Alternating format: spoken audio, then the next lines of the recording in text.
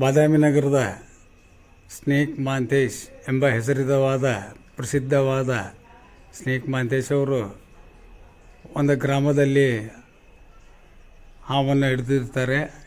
ಅಲ್ಲಿ ಯಾವುದೇ ಕಾರಣದಿಂದ ಗಾಯಗೊಂಡಿದ್ದ ಹಾವನ್ನು ನಮ್ಮ ಬಾದಾಮಿಯ ಪಶು ಆಸ್ಪತ್ರೆಗೆ ತೆಗೆದುಕೊಂಡು ಬಂದು 2 ದಿನಗಳಿಂದ ಚಿಕಿತ್ಸೆ ನೀಡಿಸಿ ಆರೋಗ್ಯಗೊಳಿಸಿರುತ್ತಾರೆ.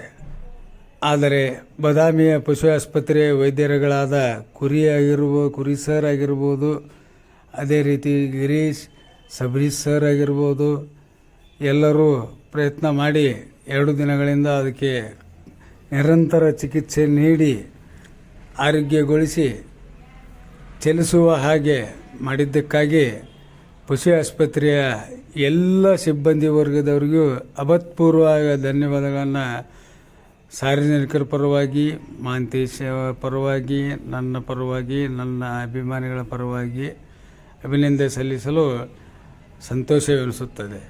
ಯಾಕೆಂದರೆ ಬಾದಾಮಿಯ ಪಶು ಆಸ್ಪತ್ರೆಯಲ್ಲಿ ಪ್ರಪ್ರಥಮ ಬಾರಿಗೆ ನಾಗರ ಹಾವಿಗೆ ಚಿಕಿತ್ಸೆ ನೀಡಿರುವುದು ಆಶ್ಚರ್ಯಚಕಿತ.